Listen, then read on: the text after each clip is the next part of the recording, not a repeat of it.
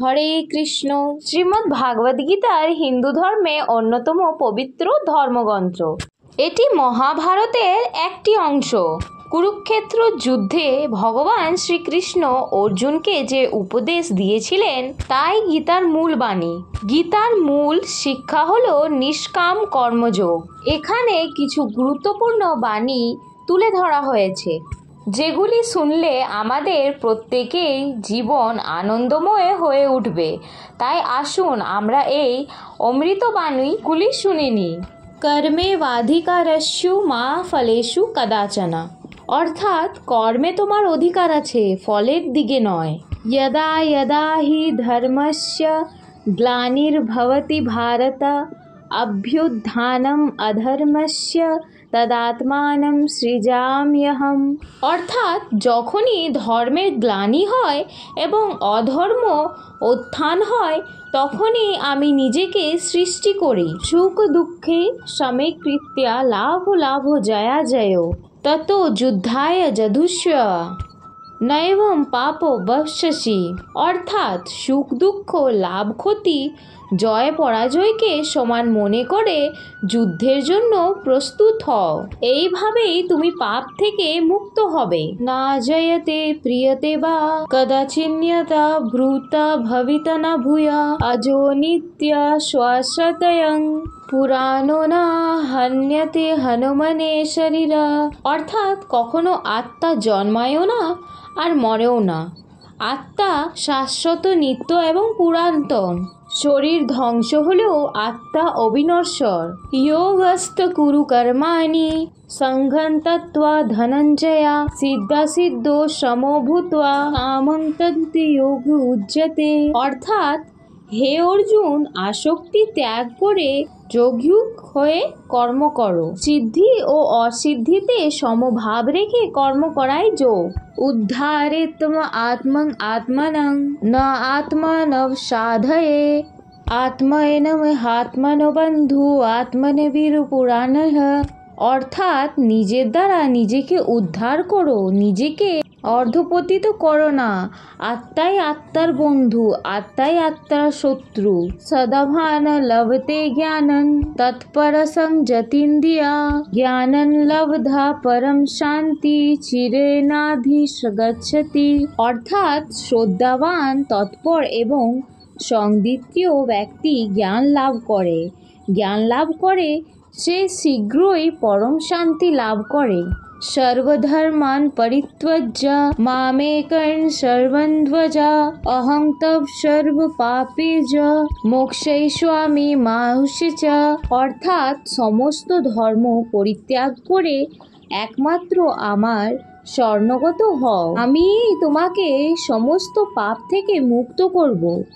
অদৃষ্ট সর্বভূতানাং ময়িত করুণ এব চ নির্মম নিরহংকার সম দুঃখ সুখ ক্ষমে, অর্থাৎ যিনি সকল জীবের প্রতি বিদ্বেহীন, মৃত্যু এবং করুণা পরায়ণ, যিনি অহংকার ও মমতা বোধ থেকে মুক্ত, যিনি সুখ দুঃখে সমভাব রাখে এবং ক্ষমাবান, তিনিই আমার প্রিয়।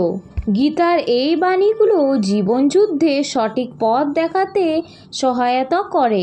আসুন বন্ধুরা, আরও কিছু গুরুত্বপূর্ণ শ্রীমদ্ ভগবত গীতার বাণী শুনে নেব, যেগুলি আমাদের প্রতিদিনের চলার পথে কাজে লাগবে।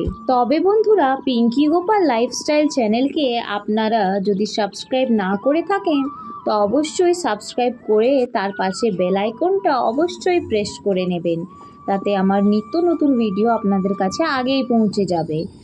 আর কমেন্ট বক্সে হরে কৃষ্ণ লিখতে ভুলবেন না। আসুন আর বেশি দেরি না করে এবার আমরা শুনে নেব গীতার আরও কিছু মূল্যবান অমৃত বাণী।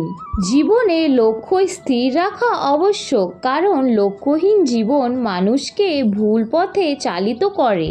লোভ, ক্রোধ, হিংসা পরম শত্রু, যার ওপর নিয়ন্ত্রণ না থাকলে মানুষের মৃত্যু অনিবার্য।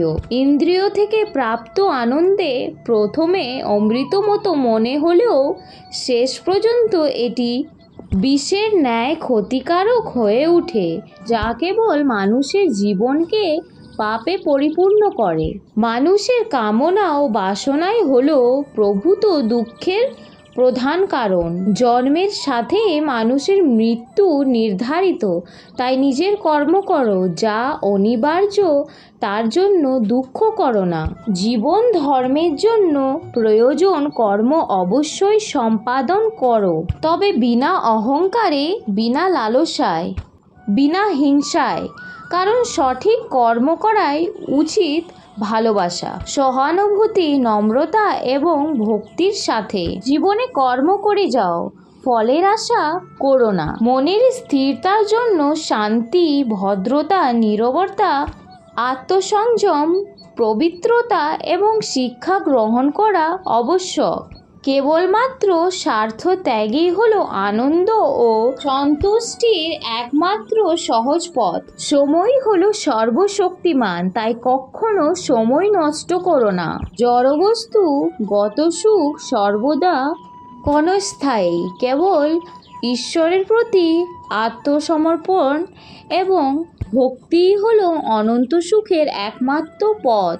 যা হয়েছে তা ভালোই হয়েছে, যা হয়েছে তা ভালোই হচ্ছে, যা হবে তা ভালোই হবে।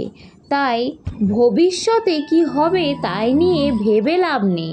বর্তমান নিয়ে পরম আনন্দেতে বাঁচতে শেখো। নিজের মনকে সর্বদা কর্মের ওপর স্থির করো, কর্মফলের ওপর নয়। লোভ, ক্রোধ, হিংসা হলো মানুষের প্রধান শত্রু, যা নিজের অজান্তে জীবনে সবচেয়ে বেশি মূল্যবান জিনিস সময়ের ক্ষতি করে। কারণ সময় হলো পরম ক্ষমতাবান, যা কারোর জন্য থেমে থাকে না। জীবনে অমরত্ব পেতে সম্মান অর্জন করতে শেখো, কারণ জীবন ক্ষণস্থায়ী, কিন্তু ব্যক্তির অর্জিত সম্মান চিরস্থায়ী। সর্বদাই মনে রাখবে, জীবনে যত কঠিন পরিস্থিতির মধ্যে দিয়ে যাবে, তোমার ব্যক্তিত্ব ততই পরম হবে। প্রতিটি কর্মের আগে আমাদের কর্মের প্রতি সঠিক মনোভাব গড়ে তোলা আবশ্যক, তবে সেই কর্মকে আনন্দের সাথে সম্পূর্ণ করা সম্ভব। সঠিক উদ্দেশ্য নিয়ে সঠিক কাজ সম্পূর্ণ করাই আমাদের জীবনের পরম সফলতা।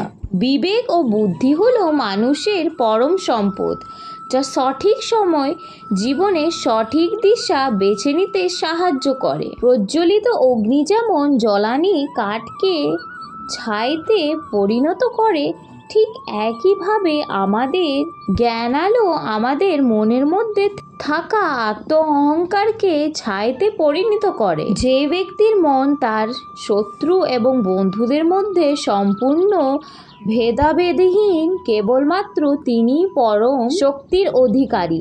একজন জ্ঞানী ব্যক্তির পরিচয় নিজের শত্রুর থেকে ঘৃণার বদলে তাকে ভালোবাসা ফিরিয়ে দেন।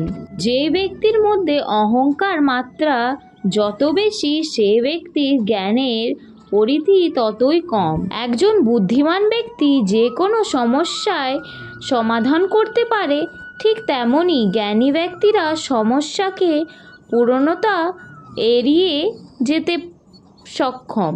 যে ব্যক্তি তার সমস্ত জীবন শ্রীকৃষ্ণের চরণে উৎসর্গ করেন, তিনিই কেবল সমস্ত কর্মবন্ধন থেকে মুক্তি হন।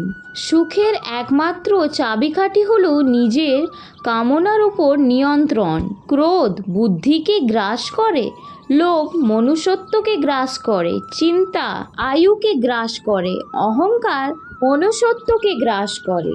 তোমার কর্ম যদি সঠিক হয়, পৃথিবীর সমস্ত মানুষ তোমার বিপক্ষে হলেও জানবে ঈশ্বর তোমার পক্ষে। মানব জীবনে চিরন্তন সত্য হলো মৃত্যু, যা প্রত্যেকটি মানুষের জীবনই নির্ধারিত।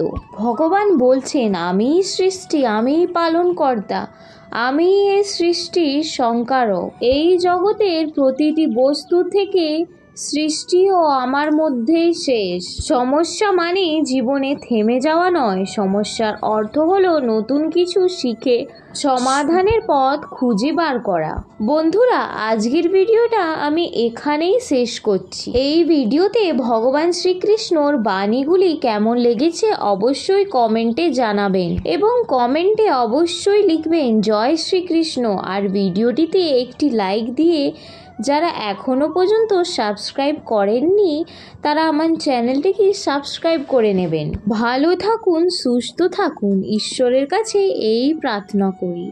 আবার দেখা হবে পরবর্তী নতুন ভিডিওতে। ভালো থাকবেন, সুস্থ থাকবেন। হরে কৃষ্ণ, রাধে রাধে।